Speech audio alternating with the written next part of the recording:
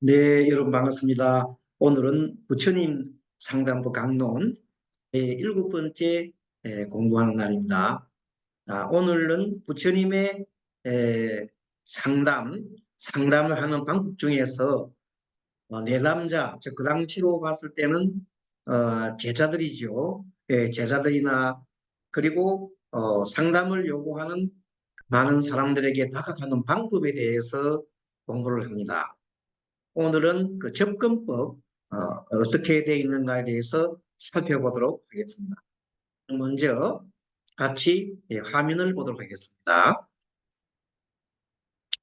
자, 오늘 공부 주제는 실존주의 접근, 현실적 접근, 표적 접근 이 세 가지에 대해서 살펴보도록 하겠습니다. 자, 먼저 접근법 중에 실존주의적 접근이라고 하는 것은 실존주의 상담에서 현대 상담에서 세계란 우연히 존재하며 인간은 그러한 세계에 던져진 존재로 본다. 그것은 지금 현재 현대 실존주의 심리 상담에서 그렇게 얘기를 하고 있습니다. 그래서 실존주의 상담은 인간은 자유의지를 가진 존재로 내 본성을 깨닫고 운명에 대하여 책임을 진다. 스스로 책임을 진다. 그래서 인간은 자유, 그리고 자기 스스로 선택을 하고 책임을 강조하는 그런 기조로 나아가고 있습니다. 그러나 서가모니 부처님께서는 세계를 우연히 존재한다고 보지 않았습니다. 어떻게 봤냐 하면 내가 무명에 덮여 물질이나 내 몸이나 내 마음에 집착함으로써 만들어졌다고 보았습니다. 그러니까 부처님의 접근법은 실존주의적이라 하지만 그것은 내가 지은 것이라. 내가 뭔가 마음과 뜻으로 세상 뜻. 그래서 인식론에 근거를 많이 두고 있습니다. 자, 그 다음에 실존주의 접근 중에 보면 인간이 이렇게 세상을 만들어낸 주체로서 스스로 책임을 느끼고 이 세상이 무상함을 끝없이 바뀌고 변화하잖아요. 변화하는 것을 무상이라고 했으니까 무상함을 보며 본래의 자기를 깨달아 해탈할 것을 강조하는 스가모니 부처님의 가르침은 현대 실존주의적 접근과 좀 비슷합니다. 어떤 면에서 비슷하냐면 자유롭고 자유선택이고 책임을 지는 것에 대해서는 비슷한 맥락을 가지고 있습니다. 다만 부처님이 현대 상담학하고 관계에 조금 차이가 난다는 것은 내 스스로 내가 어리석은 어리석은 생각 이런 것에 덮여서 물질이나 내 몸에 집착함으로써 고통을 일으키고 만들어졌다고 보는 겁니다. 그것이 좀 차이점이 있는 겁니다. 자, 그래서 부처님께서 항상 보면 원인과 결과를 따져서 얘기를 합니다. 그래서 채찍을 맞아야 길들이는 말. 그래서 경전에 38경 경전 사례 38번이고 잡안경 제33권 922권 편영경이란 경에 나오는 건데 그것은 네 종류의 좋은 말이 있는데 이 좋은 말은 어떤 말이 네 종류의 좋은 말인가에 대해서 설명을 해놓은 겁니다. 이것을 사람의 그 마음과 수행자들의根기에 대해서 비교를 하면서 설명을 하고 있습니다. 제일 먼저 제일 좋은 말 종류 중에 채찍 그림자만 보고도 채찍을 맞지 않고 채찍 그림자만 딱 들어도 그 말이 길드는 말은 아주 최상급 말이라는 거죠. 채찍 그림자만 들고 덜 흉내만 내도 그냥 탁 알아서 가는 그 말은 세상의 말이다. 이것을 사람이 비교하면 다른 마을에서 누군가 병들어 고통받고 죽었다는 말만 듣고도 내가 이렇게 해서 안 되지. 수행을 한시바삐 수행을 해야 되겠다 하고 마음을 먹고 수행을 하는 사람 말합니다.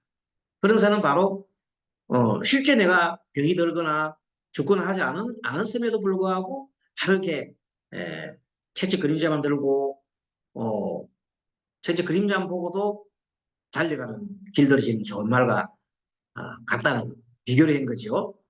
또 다른 법과 유래 스스로 잘 길든 첫째 착한 남자예요. 그러니까 스스로 부처님 가르침을 실천하고 계율을 잘 지키는 사람들을 말합니다. 스스로. 두 번째는 채찍들 끝만 서죠.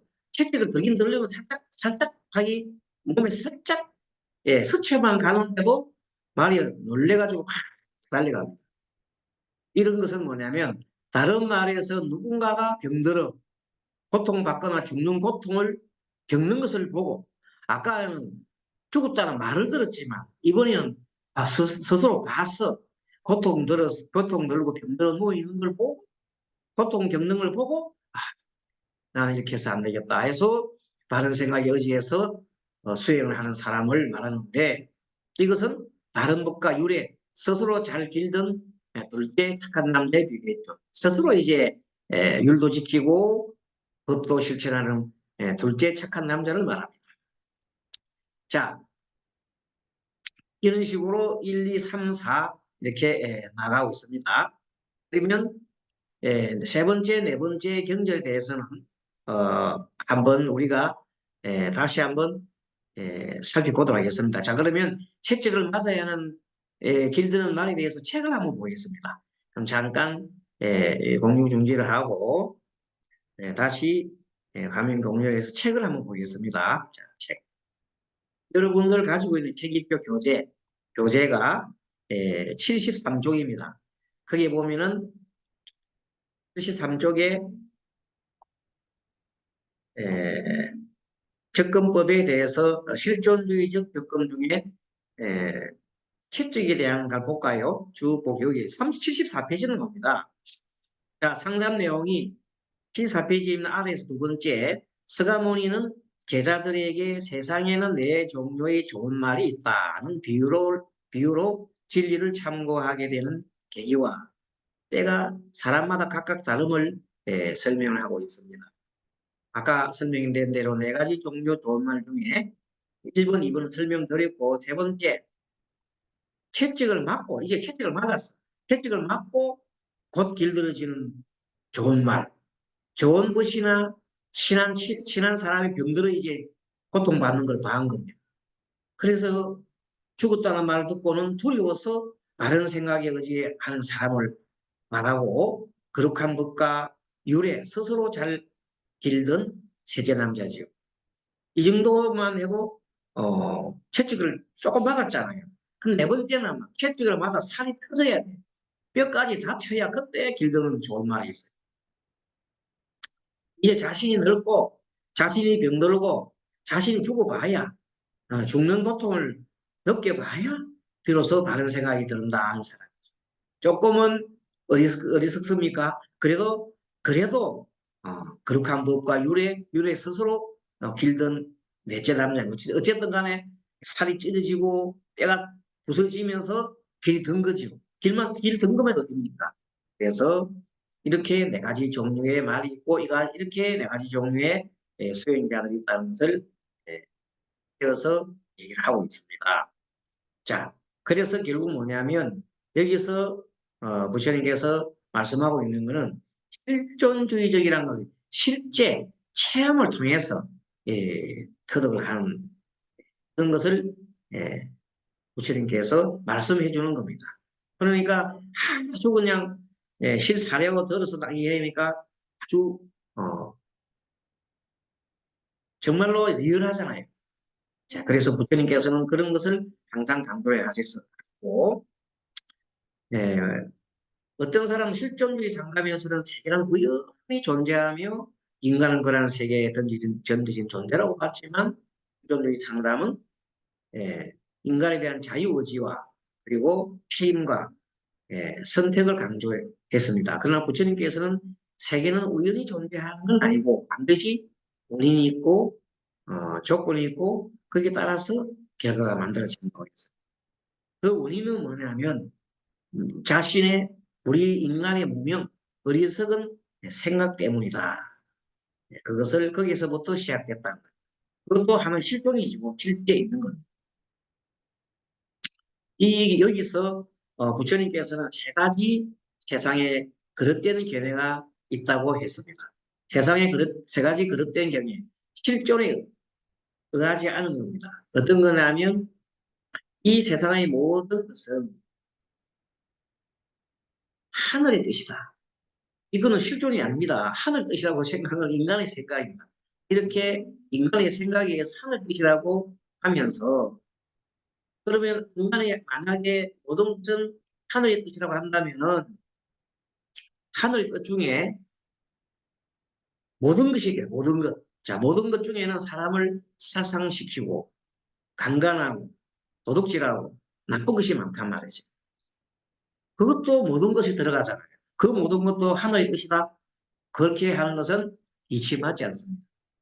그러므로 모든 것은 하늘의 뜻이라고 하는 것은 이치 맞지 않다. 이렇게 말씀하셨고 또 모든 것은 운명이다. 모든 것을 운명에 치부하는 것은 그릇된 견해가 있습니다. 그것도 뭐예요? 실존에 맞지 않다는 겁니다. 실존은 그 모든 것이 운명이라 한다면 우리가 더 좋게 앞으로 좋게 살기 위해서는 여러 가지 나의 선택과 자유로운 의지가 있잖아요. 잘 살려고 하는 의지. 그런 게 필요 없잖아요. 뭐든지 운명에서 결과가 그렇게 될 거예요. 그래서 그것도 뭐냐? 보통 사람들은 내 자유와 나의 선택에서 자기 운명을 개척해 나갑니다. 좋은 일하면 좋은 결과가 나오고 나쁜 일하면 나쁜 결과가 나옵니다. 선인성과 선인악과라는 그런 것을 우리가 보통 무슨 근거를 한다면 그것은 인연법이죠. 인연법에 의해서 세상이 일어난다고 이 말씀하셨으니까 인연에서 원인과 결과에 의해서 일어나는 것을 뭐라 그걸 실존이라 실체 팩트 체크 두리뭉실하게 하는 것은 아니다. 자 여기서 주님께서 이런 말을 합니다. 흐르는 강물이 더 많은가? 흐르는 강물이 더 많은가? 물이 더 많은가? 흘린 눈물이 더 많은가에 대해서 얘기를 해서 경에 나오는데 여러분들 생각에는 흐르는 강물이 더 물이 많다고 생각하잖아요. 근데 부처님께서는 흘린 눈물이 더 많다 이렇게 얘기를 했습니다. 이것이 어떤 실존인가에 대해서 보겠습니다. 어느 때 부처님께서는 사이국 제라숙 외로운이 돕는 동산이 되겠네요. 동산. 동산에 계시면서 여러 비구들에게 말씀하셨다. 동생들은 처음이 없고 나도 죽음으로부터 지금까지 오랫동안 바퀴 돌면서 괴로움의 맨 끝을 알지 못하는데 얼마나 많은 세월이 그러니까 역사가 아니라 이 천지 우주가 창조되고 그리고 이 사람이 태어나고 난 이후에 생명체가 있고 난 이후에 얼마나 많은 사람들이 눈물 흘리기 때문에 그 눈물 다 모으면 저 바다보다도 저 강보다도 더 많은 양이 될 것이다 이렇게 얘기한 거. 비유법이 실존. 그러나 이 비유법도 그 흘린 눈물을 실존주의적인 측면에서 얘기한 것은 사실은 맞거든. 많은 사람들이 웁니다. 죽을 때 울고 아파서 울고 우는 사람이 그 생명체가 한없이면 원숭이들도 웁니다. 울고 눈물 흘립니다. 개들은 안 우나요? 개가 자기 새끼가 죽으면 울부짖고 막 울부짖어요. 눈물 흘립니다. 착하고 소들도 눈물 흘려요. 소가 자기가 잡혀갈 때쯤 되면 도살장 갈 때 눈물을 또 흘립니다. 실존이라니까 이거 실존.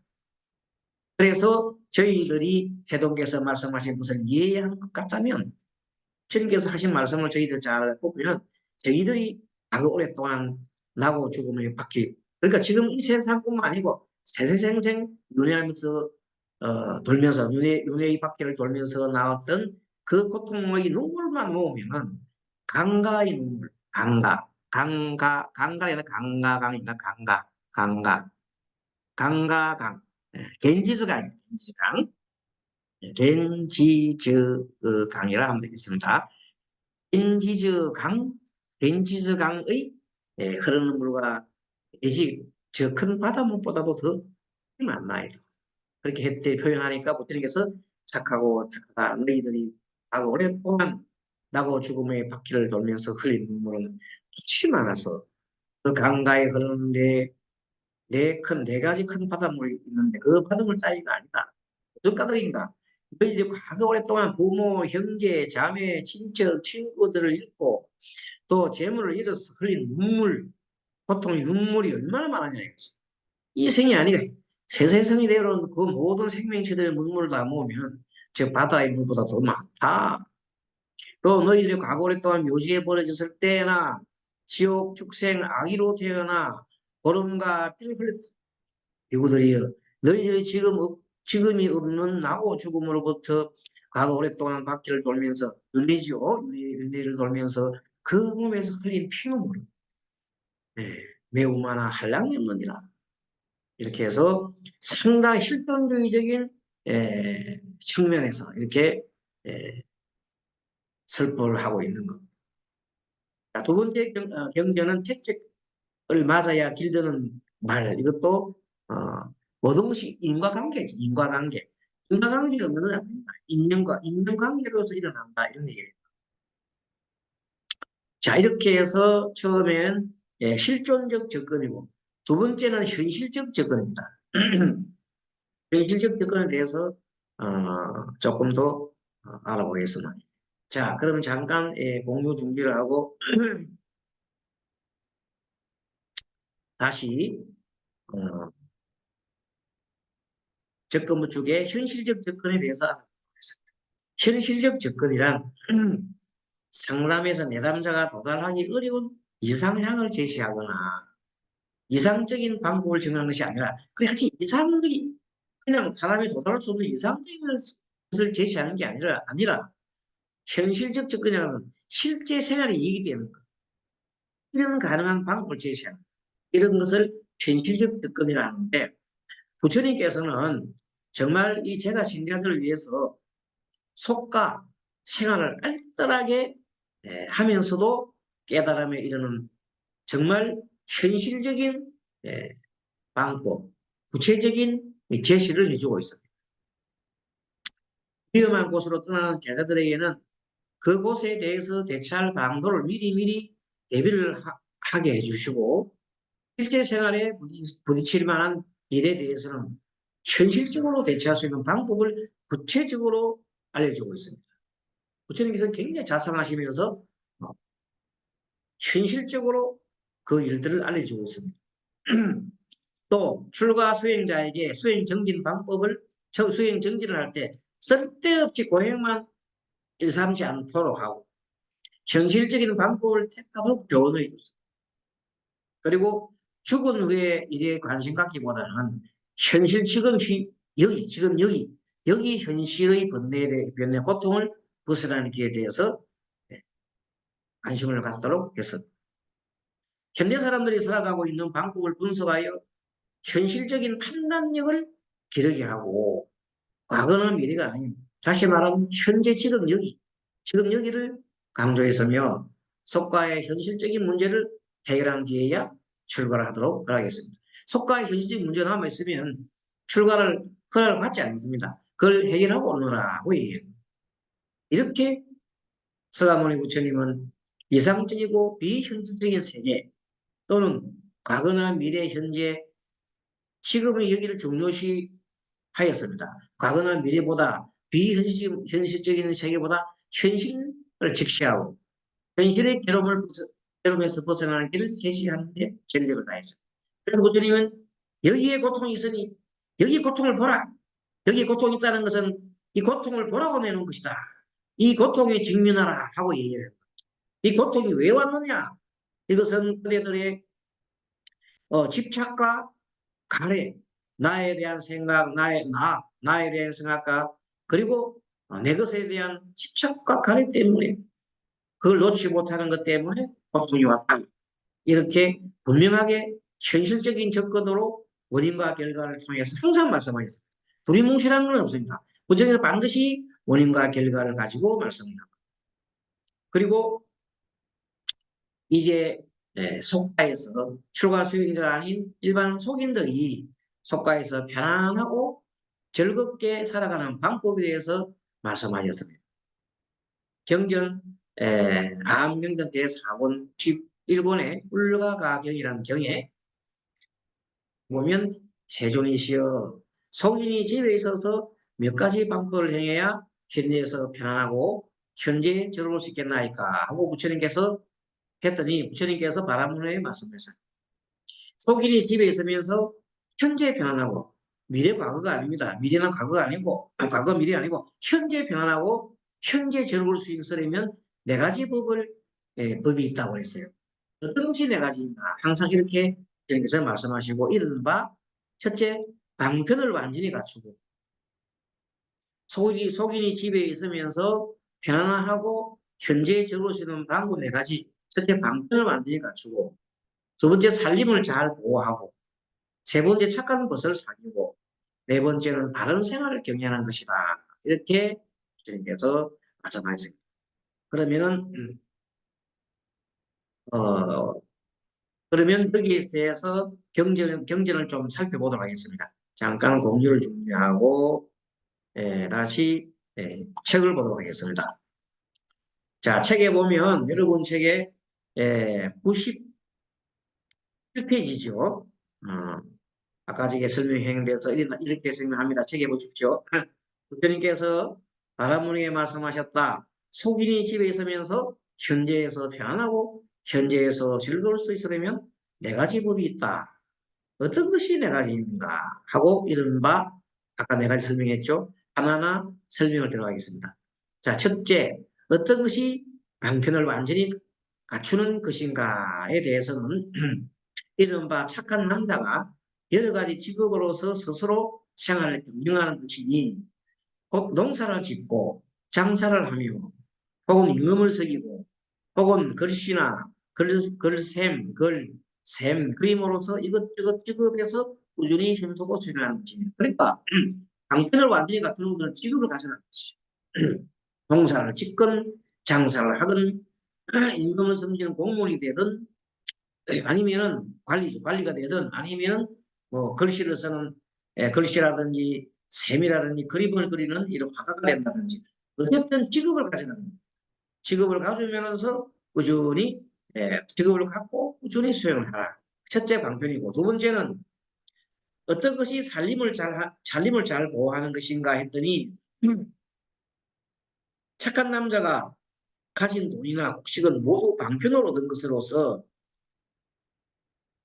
내 손으로 일하고 법답게 얻은 것입니다. 내 손으로 일했죠. 그것을 잘 지키고 보호하여 임금이나 도둑에 뺏기거나 임금에 빼앗겨도 안 된다. 임금에 빼앗기지 않으면 어떻게 돼 옛날에. 그래서 그런 것을 숨겨놔라. 지금 보면 이해가 안 가는 옛날에는 임금들이 도둑처럼 막 세금 쪽으로 해가지고 막 뺏어가고 있어요. 그러니까 임금이나 도적에 뺏기지 않으려면 어떻게 해요? 잘 보관해놔야 되죠. 그것도 방편이에요. 살림을 잘 보호하는 게.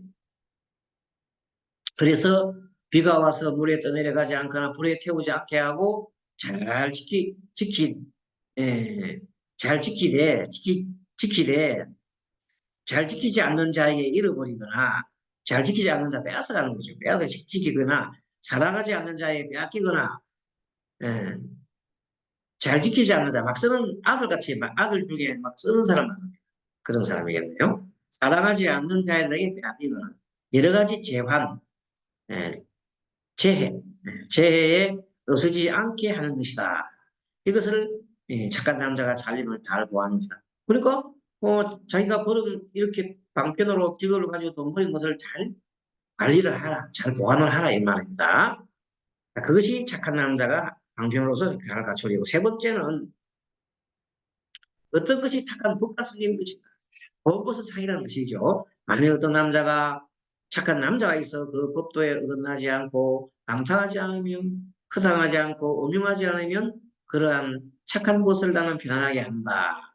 그래서 곧 아직 생기지 않은 걱정과 괴로움은 생기지 않게 하고 걱정이나 괴로움을 생기지 않게 하는 게 좋겠죠. 이미 생긴 걱정과 괴로움은 깨닫게 해가지고 아직 생기지 않은 기쁨과 즐거움은 빨리 생기게 하고 아직 생긴 기쁨과 즐거움은 이미 생긴 기쁨과 즐거움은 잘 단속해서 잃어보지 않게 하는 이것을 착한 남자가 착한 분과 사귀는 것이라 하느냐.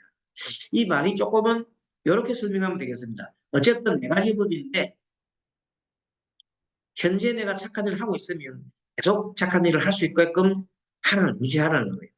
현재 착한 일을 하지 않고 있으면 착한 일을 할 수 있게끔 빨리 노력하라는 것이죠.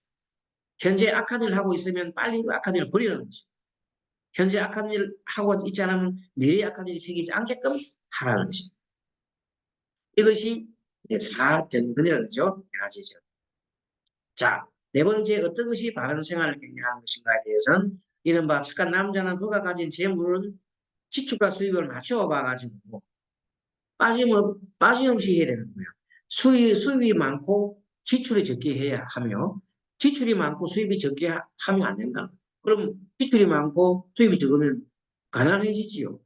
그래서 재물을 잡은 사람은 사람이 적으면 보태고 많으면 드러내는 것 같이 이러한 착한 남자도 재물을 헤아려 수입과 지출을 알맞게 해야 된다.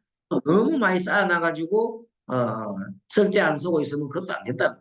그는 인색한 사람이 되는 거죠. 그래서 그 수입이 많고 지출이 적거나 지출이 많고 수입이 적게 하지 않는다. 착한 남자가 재물이 없는데도 마구 뿌려 쓰면서 생활하면 사람들은 그를 우둔바라 열매라 부른다. 우둔바라라는 열매가 이렇게 막 뜨는가 봐요. 그는 종자 같고 어리석고 탐욕이 많아 그 뒷날 돌아보지 않기 때문이다. 또 착한 남자는 재물이 풍부하면서 그것을 쓰지 않으면 사람들은 그를 어리석은 남자요 굶어 죽는 개와 같다.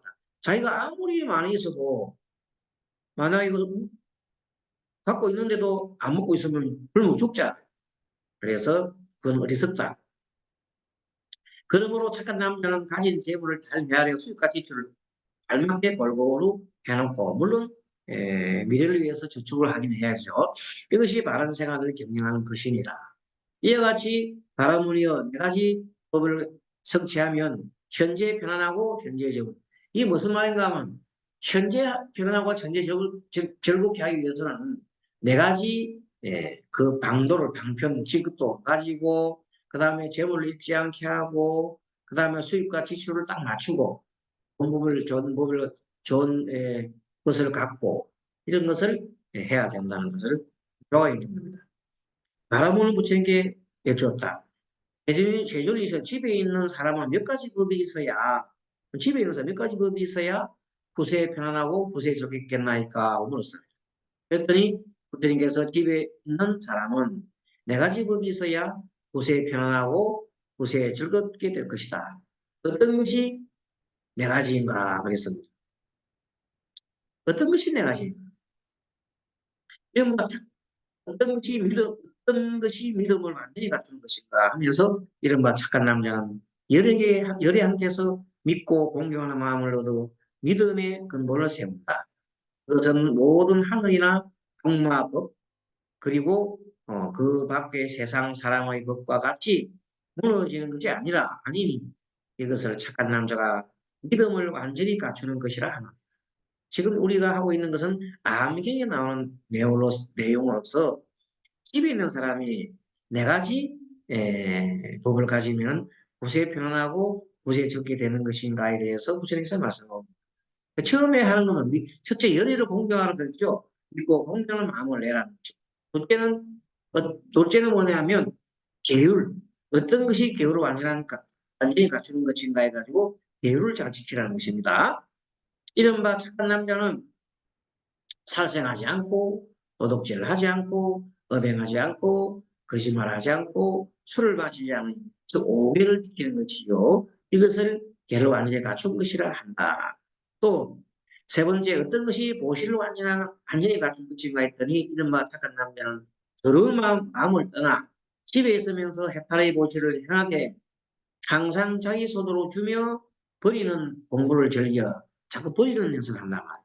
하고 평등한 마음으로 보시를 행하나니 이것을 착한 남자 보시를 완전히 보시를 하고도 보시했다는 마음이 남아있지 않은 무주상 보시를 하라는 그 뜻도 됩니다. 어떤 것이 설기를 완전히 갖춘 것인가라고 했을 때 이른바 착한 남자는 괴로움의 극한 이치를 참답게 알고 괴로움 이 세상이 보라는 것을 잘 알고 고의 원인이 무언가요? 고의 원인은 집착과 가려는 것을 안다. 그것이 슬기로운 남자다. 그래서 집착에서 벗어나는 행을 하겠다 이겁니다. 그 모임과 멸함과 멸하는 길, 즉 사성제지요. 사성제의 거룩한 이치를 참답게 안 하니 이것이 착한 남자가 설기를 완전히 갖춘 것이다. 비록 어디에 있어도 집에 있으면서도 이 네 가지 법, 특히 마지막에 네 번째 나오는 사성제를 실천을 하면 그 사람은 슬기로운 사람이요. 집에 있으면서도 법을 실천하는 사람이다. 이렇게 얘기한 겁니다. 자, 마지막으로 접근법이 오늘은 첫째는 현실적 접근, 두 번째는 맨 처음 실존적인 접근법을 얘기했고 두 번째는 현실적 접근법을 얘기했는데 세 번째는 구체적인 접근에 대해서 말씀을 드리도록 하겠습니다. 그럼 잠깐 공유를 하고 자 이번에는 구체적 접근이라고 하는 것은 추상적인 말과 대비되는 것으로서 사실적이며 개별적인 것을 말합니다. 또한 직접 경험하고 지각할 수 있는 것과 사물을 모든 면에서 충분히 연구하여 다각적, 종합적 방법으로 파악하는 것을 봅니다. 그러니 부처님께서는 잡안경에서 예담자를 대할 때 어떤 사실이나 방법을 뭉뚱그려서 추상적으로 제시하지 않습니다. 항상 하나하나 조목조목 구체적으로 제시하여 예담자가 나가야 할 방향을 정확하게 집어주었습니다. 자, 그래서 지금 어떤 일이 일어났을 때 남의 잘못을 지적해 주었을 때도 남의 죄를 들출 때 지내야 할 자세, 죄를 지적한 사람이 지내야 할 자세, 진실하지 않은 자세로 남의 죄를 들춘 사람을 뉘우치게 하는 법, 진실하지 않은 자세로 남의 죄를 들춘 사람이 지내야 할 자세, 진실한 자세로 남의 죄를 들춘 사람을 격려하는 법, 진실한 자세로 남의 죄를 들춘 사람이 지낼 자세, 분명하게 죄를 들추어도 썩내는 사람 깨우치는 법, 이렇게 총 7가지 남의 잘못을 지적할 때와 그와 관련된 지켜야 할 일에 대해서 상세하게 부처님께서는 하나 조목조목 이렇게 설명하고 계십니다. 그러면 이 내용을 책을 통해서 공부를 해보도록 하겠습니다. 이제 구체적 접근에 대해서 한번 알아보도록 하겠습니다. 그때 전자 사리불은 부처님 계신 곳에 나아가 부처님 발에 머리를 조아리고 한쪽에 물러 앉아 부처님께 여쭈었습니다. 자, 남의 죄를 들출 때 지내야 하세요. 대전이시여, 만일 죄를 들춘 기구가 남의 죄를 들추고자 하면 마음을 몇 가지 법의 변환이 머무르게 하여 남의 죄를 들추게 되나이까. 자, 남의 죄를 들추려 하는 사람은 어떤 마음을 가져야 되냐면 첫째, 5가지가 있는데 만일 기구가 마음을 5가지 법에 편안하게 머무르게 하면 남의 죄를 들출 수가 있다 그랬죠. 그럼 5가지 볼까요? 들추려 하는 죄가 사실이어서 사실이 아니지 않은 것이요. 아는 사실이 된다. 때에 맞아야 된다. 이치로서 요익해야 된다. 이치로서 요익해야 된다. 부드럽고 연화해야 된다. 까다롭고 추하거나 까다로우면 안 된다. 사랑하는 마음을 해야 된다. 썩리지 않으면서 죽어야 된다 이 말입니다. 자, 이렇게 사리부리여 죄를 들춘 이유가 이 5법을 갖추면 남의 죄를 들출 수 있는 겁니다. 그게 다른 사람을 그냥 공격하기 위해서 이렇게 흠집내기 위해서 들추는 것은 안 된다고 하는 겁니다. 죄를 지적받은 사람이 지적받은 사람은 어떻게 해야 되겠냐. 그럼 자기가 지적을 받은 경우에는 어디서 얻었든지 사실이어야 하고 그 다음에 때에 맞아야 되고 이치로서 여의해야 되고 부드럽고 연하여 추하거나 가볍지 않아졌으면 하고 사랑하는 마음이 한다. 이것도 뭐냐면 덜 추워지는 비구는 마땅히 5가지 법으로서 그 마음을 편안하게 하여 이렇게 되면 나는 사실이 이렇게 사실이어야 그 비구도 마음이 편하는 거죠. 자, 그 다음에 진실하지 않은 자세로 남의 죄를 덜준 사람. 그러니까 거짓말로 남의 죄를 덜줬단 말이에요. 이런 사람한테 대해서는 어떻게 해야 되느냐에 대해서는 이렇게 설명하고 있습니다. 진실하지 않아서 사실이 아니니 마땅히 뉘우쳐야 고쳐야 한다. 때를 맞추지 않았기 때문에 맞는 때가 아니라 알아야 한다. 이치로서 여유가지 않았기 때문에 이치로서 여유감을 알아야 한다. 취하고 까다롭기 때문에 부드럽고 연하도록 해야 된다. 썩내어서 사랑하는 마음이 아니니까 마땅히 무슨 마음을 해야 돼? 그것을 뉘우치고 고쳐야 하고 또 미래의 비구들로 하여금 진실하지 않게 남의 죄를 덜추지 않게 하라. 진실하게 하라. 진실하지 않은 자세로 남의 죄를 덜춘 사람이 진행하자. 진실하지 않은 자세로 남의 죄를 덜춘 사람이 있어요. 그래서 진행 자세는 어떻게 해야 되느냐에 대해서 설명하고 있습니다. 자, 진실하지 않게 죄를 덜쳤는데 그것은 사실이 아니요. 사실이 아니죠. 때 맞는 때가 아니기 때문에 그 때가 아니요. 이치가 요약하지 않았기 때문에 그 이치로 요약한 것이 아니게 뭐 마땅히 뉘우치라는 거. 추가 까다롭기 때문에 부드럽고 연하지 않기 때문에 부드럽고 연하도록 해야 한다는 것. 썩내어서 사랑하는 마음이 아니니 이것은 이렇게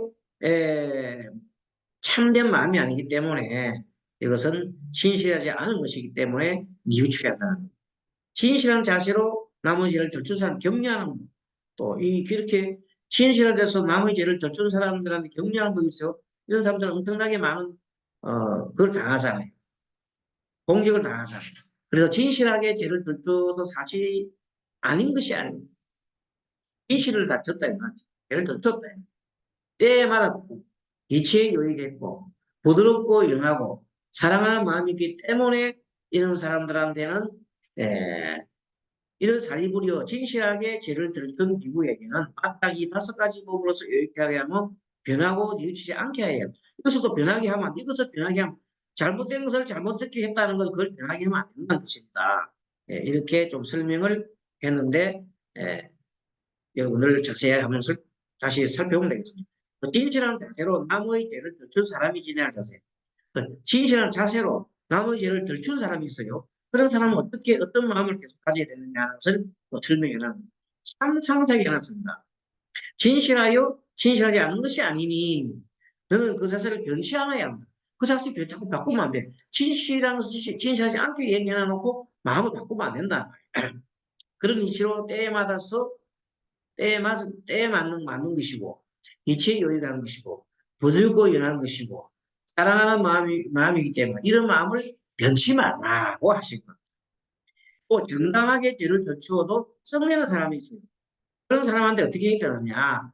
그 사람에 대해서 부처님께서는 거기 또 만든 법을 설명하는데 진실하게 죄를 덜 치웠는데도 썩내는 비구에게 마땅히 5가지 법으로서 그에게 말하라. 즉 장로여 그 비구는 진실하게 내 죄를 덜 치웠으며 진실하지 않는 것이 아니니 너는 썩내고 화내지 말라고 얘기했습니다. 사리부리여 진실하게 죄를 덜 치워도 썩내는 사람에게는 마땅히 5가지 법으로 썩내고 하는 데에서 깨닫게 해야 합니다. 이렇게 부처님께서 거제경이라는 경에서 진실하게 말하는 법을 얘기해 주고 있습니다. 마지막으로 인지적 재구성에 대해서는 다음 시간에 공부를 하도록 하겠습니다. 좀 진도가 빨랐나요? 이게 큰 어렵지 않습니다. 어느 정도 이번 시간에 배운 걸 아마 보면 부처님께서 실존적인 측면에서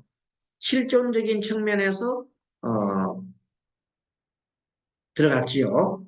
같이 한번 복습을 잠깐 해보면 자 부처님께서 이번 시간의 주제가 실존주의 접근, 현실적 접근, 구체적 접근에 대해서 얘기를 했습니다. 자, 실존적 접근이라는 것에 대해서 설명을 이렇게 했고 그 다음에